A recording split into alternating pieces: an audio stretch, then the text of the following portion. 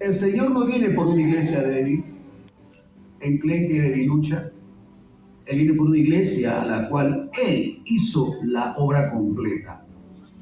Tetelestai fue la última palabra en hebreo en griego que Él termina en la cruz expirando su espíritu. Le dice al Padre, todo está hecho. Significaba que el plan de redención fue pagado todo. No hay nada que Él no pagó.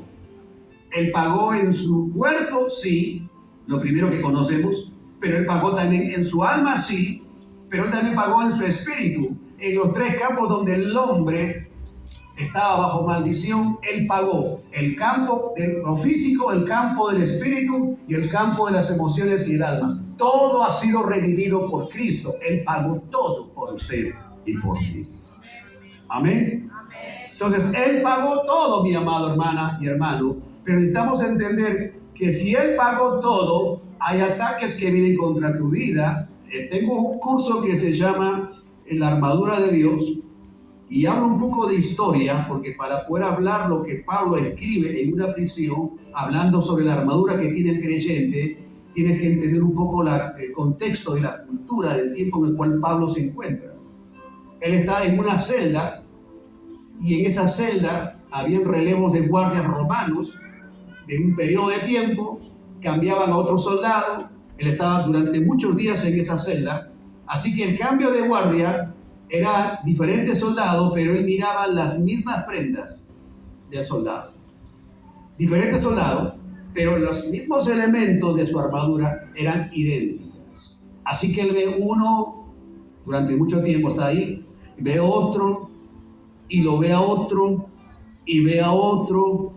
De seguro que él está meditando, está orando seguramente, y él tiene una visión, vislumbre del mundo espiritual, y como que Dios le revela, así como el soldado del ejército romano eran indomables, imbatibles y conquistadores, Dios también le entregó a la iglesia armas espirituales.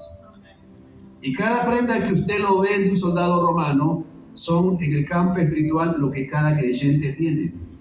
Pero en el campo de batalla, hablando en la historia de los romanos, cuando ellos iban y avanzaban y las batallas se arreciaban en contra de ellos en el campo de batalla, a veces ellos tenían que unir cada escudo, tenía unos ganchos especiales en cada lado. Es como que si esto fuera mi escudo, hasta aquí, pero tenía unos ganchos especiales aquí y acá, y también el otro y el otro. Y cuando arreciaba y venían toda clase de flechas y de dardos, sables, ellos tenían que enganchar el escudo con el otro, y con el otro, y con el otro, y con el otro. Se formaban una columna. Y la fila que estaba atrás cubría. Usted ha visto seguramente en las películas, ¿verdad? Y ellos se cubrían y avanzaban como si fuera una columna viva, humana, avanzando en medio de flechas y dardos. Pero había algo. Cada flecha hería a un soldado.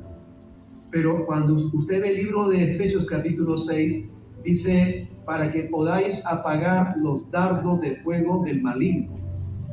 Habían diferentes tipos de dardos o de flechas, pero había la más peligrosa, eran los dardos de fuego. Las flechas era dirigido a un enemigo. En cambio, el dardo de fuego era más grande y su propósito era destruir una fila de soldados, porque era llenada con combustible y algo explosivo. Cuando era disparada con fuego, llegaba sin fuego, perdón, en el trayecto se prendía, y cuando hacía contacto con algo físico, explosionaba, como llamaríamos hoy, un proyectil o un misil. Destruía varios soldados.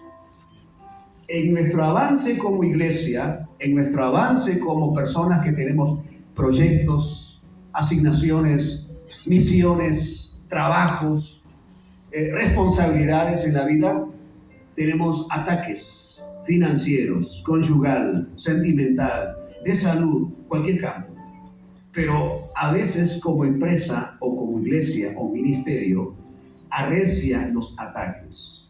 Si pueden los demonios quitar la cabeza o destruir al general, supuestamente la guerra es ganada. Pero ¿saben lo que hacía el segundo al mando? Subía en la autoridad y continuaba la guerra. Eso era la estrategia de Roma, que era diferente a otros ejércitos. Otros ejércitos, sacabas al líder, se acababan, vencían, porque se rendían, porque no había quien condujera el campo de batalla. En cambio, los romanos eran entrenados por liderazgo sucesivos.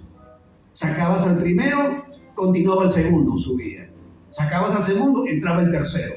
Sacabas al tercero, entraba el cuarto. Es decir, nadie se rendía hasta quedar el último soldado, no se rendía. Todos seguían una fila de mando secuencial, el uno del otro. Y a veces son esas decisiones que tenemos que tomar como iglesia del cielo. Son esas cosas que hemos enfrentado, se está viviendo, y ahora tenemos que subir al lugar y continuar con la visión, con la asignación que la iglesia empezó.